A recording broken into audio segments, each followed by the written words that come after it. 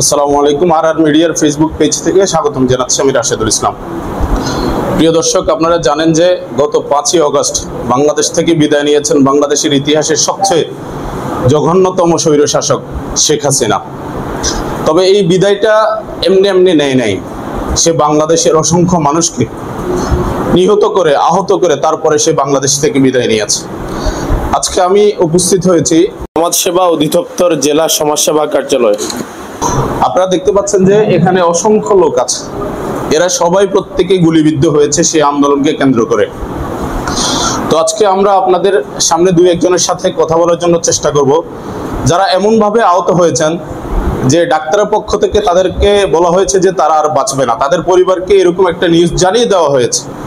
তারপরেও আমরা বলতে পারি যে আল্লাহ তাআলার বিশেষ রহমতে তারা বেঁচে ফিরেছেন। আমরা আল্লাহ তাআলার কাছে এর জন্য শুকরিয়া আদায় করছি। আমরা আপনাদেরকে এমন একজন ভাইয়ের সাথে সাক্ষাৎ করাই দিচ্ছি যিনি এরকম একটা পরিস্থিতিতে গিয়েছিলেন। তো আমরা ওনার সাথে কথা বলবো এখন। আপনি যদি ওই দিনের ঘটনাটা আমাদের একটু বিস্তারিত বলতেন। 5 আগস্ট বিকাল প্রায় 7:30টার দিকে আমি রামপুরা থেকে ছাত্রদের সাথে আন্দোলনে অংশগ্রহণ করি। ব্র্যাক ইউনিভার্সিটির ছাত্রদের সাথে অংশগ্রহণ করি। তখন এক পর্যায়ে আন্দোলন করতে করতে আমরা মেরুল বাড্ডা থানার সামনে গেছি। তখন দেখা যায় যে গলির ভিতর থেকে গুলিবিদ্ধ সব লোক বের হইতেছে। জি, ঠিক আছে। এক পর্যায়ে আমরা ছাত্ররা তখন থানাতে অ্যাটাক দিই। অ্যাটাক দেওয়ার পরে তখন ইন্ডিয়ান পুলিশ ছিল, তারা যতটুকু বুঝতে আপনি কি শিওর তারা ইন্ডিয়ান পুলিশ ছিল? হ্যাঁ, ইন্ডিয়ান পুলিশ ছিল। আচ্ছা, ওরা 5 জন ছিল ভিতরে। তখন এলোপাতাড়ি ছাত্রদেরকে গুলিবিদ্ধ করেছে।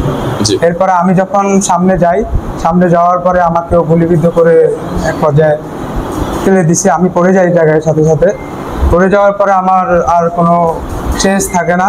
এক পর্যায়ে আমাকে ঢাকা মেডিকেল কলেজে পাঠানো হয়। ঢাকা মেডিকেল কলেজে চিকিৎসা করা হয়। তাৎক্ষণিক আমার কোনো চেঞ্জ ছিল না, আমি অজ্ঞান হয়ে গেছি অলরেডি। আমার অপারেশন হয়েছে অনেক বড়, প্রায় 7-8 ঘন্টার মতো আমার অপারেশন হয়েছে। এরপরে এক পর্যায়ে আমার পেটের ভিতরে খাদ্যনালীর যে হাত, ঠিক আছে, খাদ্যনালীর হাত আমার ছিঁড়ে গেছে। আর কিডনির উপরে খুব বাজেভাবে প্রেসার দেওয়া হয়েছে। এখনও আমার কিডনিতে ব্যথা। আজকে প্রায় 2 মাসের মতো হয়ে গেছে, এখনও অনেক যন্ত্রণা করে। ডাক্তার এক পর্যায়ে বলে দিচ্ছে যে রুগী বাঁচবে না। এটা আমি পরবর্তীতে জানতে পারছি আর কি আমার পরিবারের কাছ থেকে, যে ডাক্তার বলছে যে রুগী বাঁচবে না, রুগী নেওয়ার জন্য আপনারা ব্যবস্থা করেন আর সিগনেচার করেন। ঠিক আছে, এক পর্যায়ে সিগনেচার করা হয়।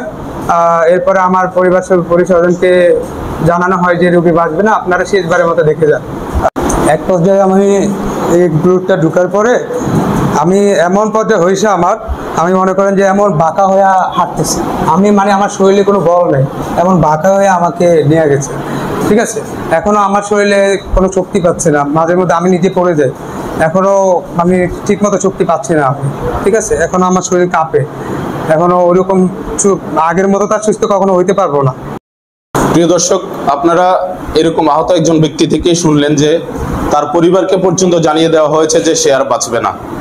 আমরা আপনাদেরকে যদি দেখাই, আমরা আরো কয়েকজনের এভাবে সাক্ষাৎকার নিতে পারবো যাদের ফ্যামিলিকে এভাবে জানিয়ে দেওয়া হয়েছিল যে তারা বাঁচবে না। আজকের দিনে এসেও যারা শেখ হাসিনার পক্ষ নিয়ে কথা বলছেন, তাদের কাছে আমাদের প্রশ্ন, আদৌ কি শেখ হাসিনা বাংলাদেশের জন্য পারফেক্ট প্রধানমন্ত্রী ছিলেন কিনা? আপনারা অবশ্যই কমেন্টে জানিয়ে যাবেন। দেখা হবে অন্য কোনো ভিডিওতে। ততক্ষণ পর্যন্ত আল্লাহ রাব্বুল আলামিন সবাইকে ভালো রাখুক, সুস্থ রাখুক, শান্তিতে রাখুক, নিরাপদে রাখুক। আল্লাহ হাফেজ।